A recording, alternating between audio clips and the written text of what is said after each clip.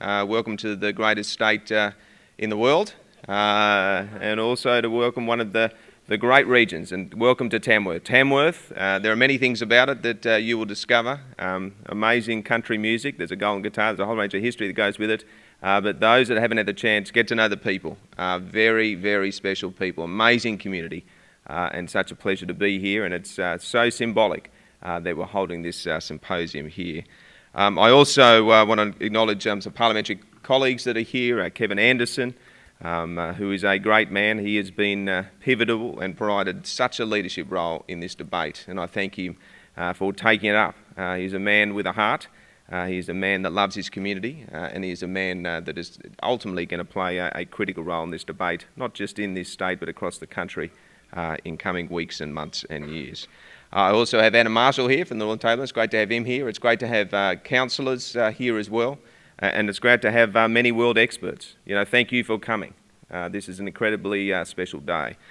And I note that the family, and I will talk about the Haslams in a little while, but I do want to acknowledge them. Lucy, Lou, Elise, and Dan. Dan is someone very special. I've had the opportunity to meet him, and I'll talk about him in a second, and he's not here this morning, but I can assure you, Dan, you are here with every one of us. And what you have done, and the symbolism and inspiration you have provided, well, if you look around this room and you look around the state and country, you have started something very special, and our hat goes off to you. In terms of talking about a special day, over the past few days it's been quite a surreal time for me. I've had the chance to meet some of the world leaders, something I never thought I'd have the opportunity to do, and it was quite incredible. But in the midst of it, I heard some speeches, Barack Obama on one side and Xi Jinping on the other, but in the middle of it I heard a speech from my little son, my 11-year-old, and I have to say it was the best speech of the lot. He gave a speech. He was asked to be a school captain. Well, not school captain, to be a leader in his school next year, and everyone that was nominated had to give a speech, and he was petrified. Petrified to give a speech, didn't want to give a speech. We all know it. In 6th grade, I don't know how he did it, but he overcame that fear, and I can't tell you how proud I was as he stood up.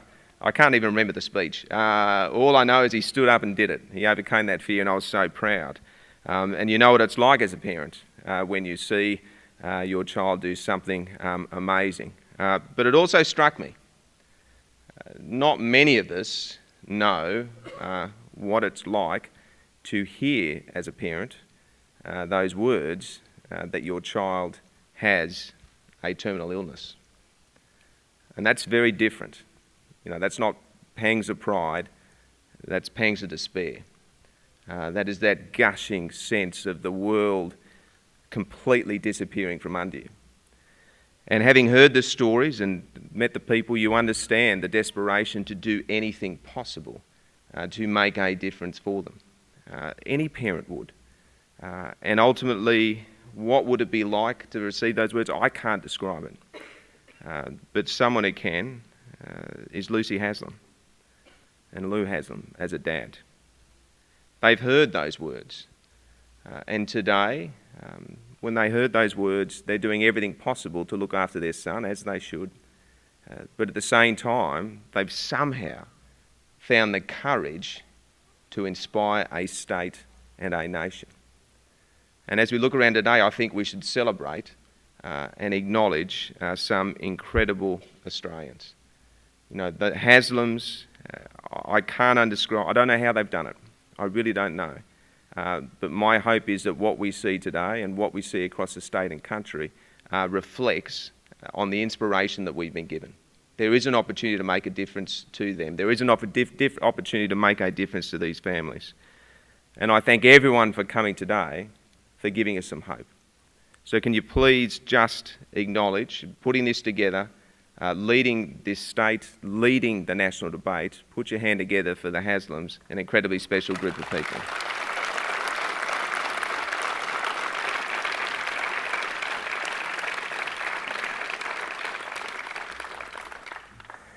And that's what today's about, because in that battle, they found that in using medical cannabis, there was some relief.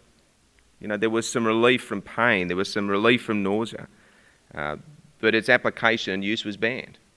And the simple question is, well, surely we can do something about this. Surely we can do it. How can we be in this position where it's making a difference? When you are losing everything, you have no energy, you haven't got energy to eat, you can't eat because of the nausea, well, how are you going to have the strength to be able to fight this illness? And in the despair, they've taken this battle up. They've said to all of us, we must do something about this. And we must do something. And I say you, they came to see leaders, they came across to media, but I will never ever forget meeting Dan Haslam. I'll never forget the look in his eyes.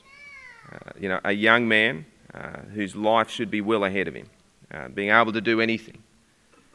But when those eyes looked at me, it was very much saying, can you help? Can you help? And I saw it. And I'm determined, while ever I'm in this office or in public office in any way, I will do everything possible I can to help him. And I said to Awul, and we've taken time. He should be spending time with his family and friends and getting his strength back rather than trying to work out, well, how can this cannabis potentially provide relief to me from this nausea, relief from this pain, give me some capacity to fight this battle. And I say quite simply, it's time that we got to work. We need the best minds. It shouldn't be Dan or the many families that he represents, and families across this state, many who are probably here today, and I say to you, I'm sorry for what you're going through. I really am. I can't begin to understand or describe or live the detail of the pain you are, but it's time we did something. Which is what I am here to do today, and that is to finally take action. We're drawing a line in the sand. There's been enough talk. Let's get the work underway, and let's start to make a difference.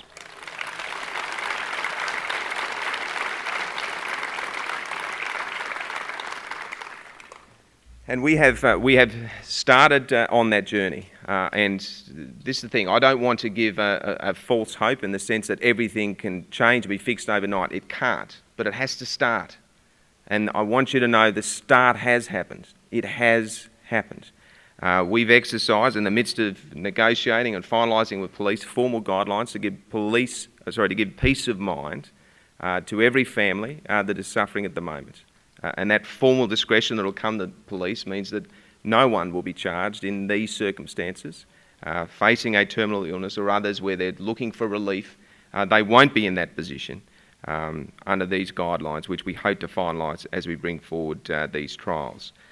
And I think that we shouldn't be limiting our ambitions in this. We should be ensuring that we have the best minds in the world. There is no reason that New South Wales can't lead the world. There's no reason we can't lead the world in terms of the research. And as we have this research, we've got the opportunity to build the application. And as we have the application that can go to the most people, we can work with all governments, federal government included, to ensure that the product can be distributed and distributed to as many people as needed it. But you need the work first, which is what we have outlined.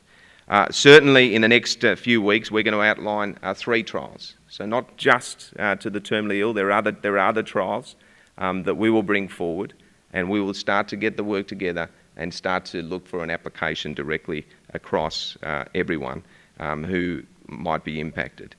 I certainly think that we will also look around the world, and some people have said, well, trials have already happened. Well, if they have happened, we are also putting forward the capacity to bring forward that research that has happened overseas and bring it back and incorporate to the work we are doing.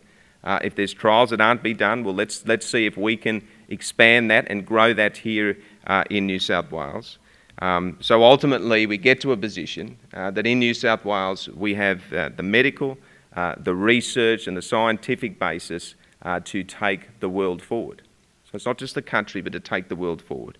And we'll certainly do everything, I'll certainly do everything I can to bring other governments with me. I mean, this is the way. We shouldn't just be limiting it to the boundaries of New South Wales.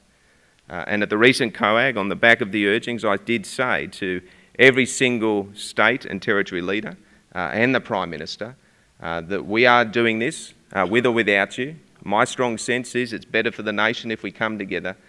Who wants in? And every state and territory signed up. They said, okay, well, we will work with you.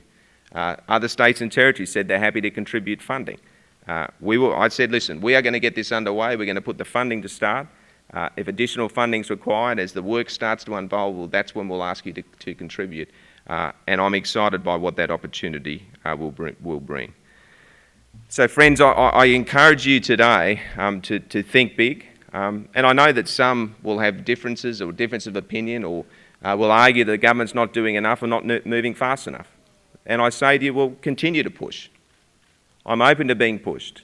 But I also say to you, I am providing a way for this to actually get underway. We have a basis where for years and years and years there was blockage after blockage after blockage.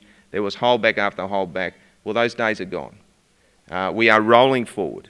And yes, push. I will try and do everything as quickly as we possibly can. I want to bring as many people as we possibly can, because if we do it right, we do it with the best minds, then we've got a capacity to impact thousands and thousands and thousands of people across this country. And that's what the fight is about. I don't want to stall it. I want to drive it forward. And I can assure you that I will do everything possible to make that happen. So good luck with the symposium. It is something that needed to be done.